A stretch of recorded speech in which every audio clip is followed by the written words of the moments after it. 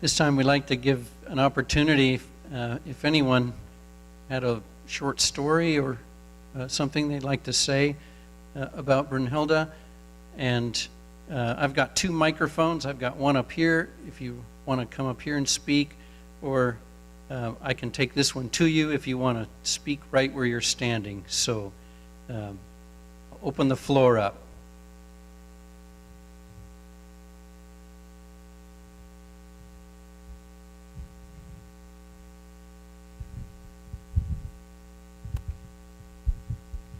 My name is Diane, and I'm one of the fortunate members here at Valley. And one of the interactions that I had almost every Sunday for almost 2 years with Brunhilde was she took it upon herself to be responsible for counting the tithing plate. Brunhilde was very adamant about making sure that things were protected and taken care of. And so I would meet with her, and we would get together on Sundays after church, and we would sit there and count the tithing plate. And her kind heart, she was always concerned about me and my family. She would be asking me how my family was doing. She was more concerned with those people in the congregation than herself. She was always willing to lend a hand, ask you how you were doing. She worried about you. She was a loving, kind soul. We're going to miss her.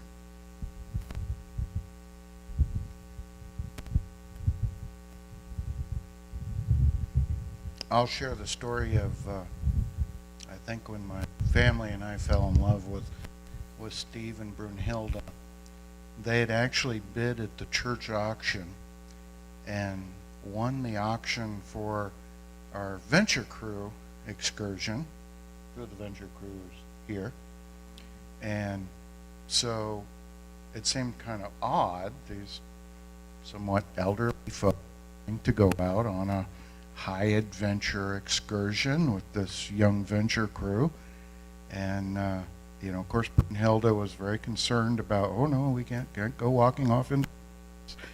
And of course Steve was he wanted some adventure.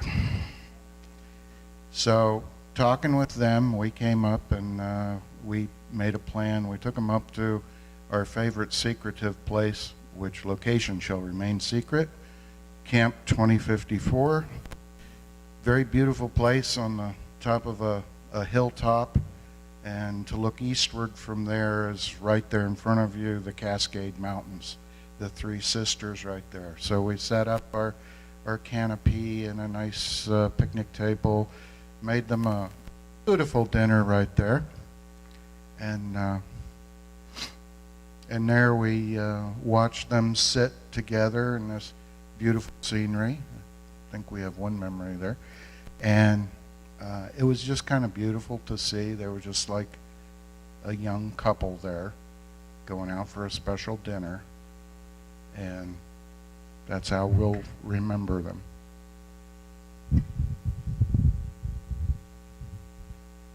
Others?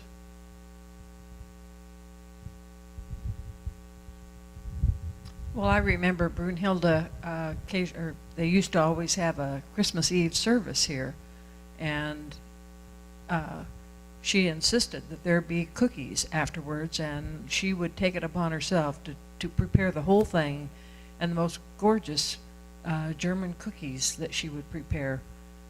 It was really special.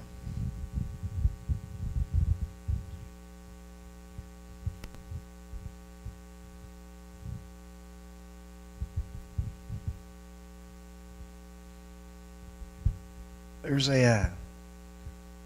you had mentioned cookies in it, and it brought to mind something that has always been, at Christmas time, she used to make Pfefferkuchenplätzchen, for my dad and I. And without fail, every year, a few days before Christmas, I had always emailed her or called her to ask her for the recipe.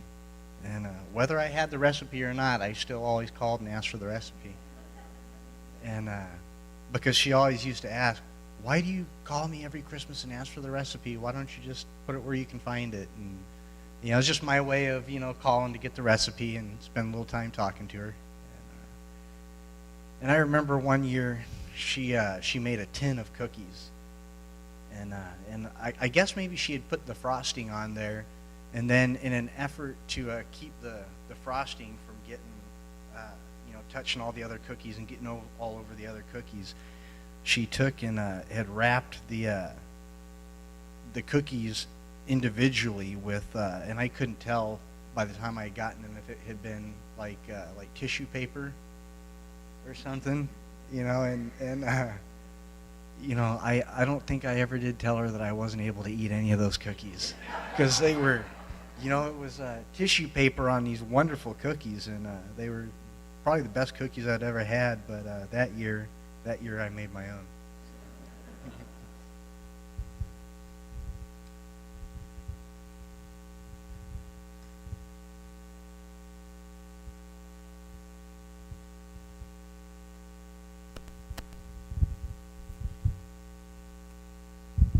As we're speaking about food, as her niece, it was a pleasure and an honor to be able to be fed from Brunhilde's table. She was an amazing cook, and certainly European specialties was her specialty.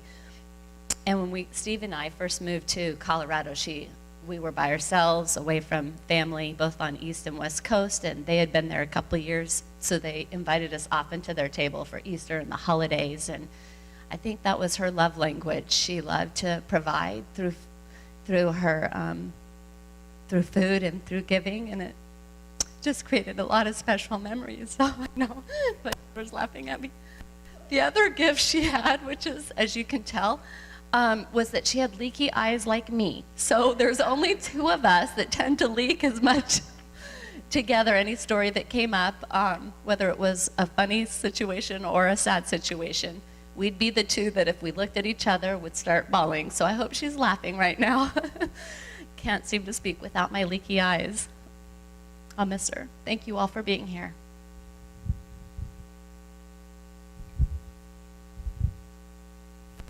Anyone else?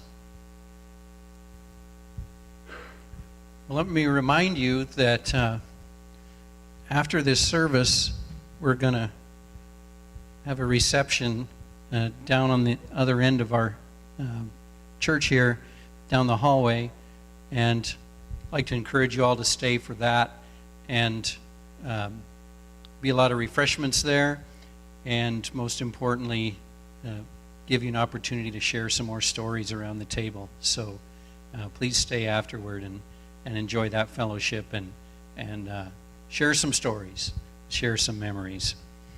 And speaking of memories, we have a video tribute that we're going to look at right now.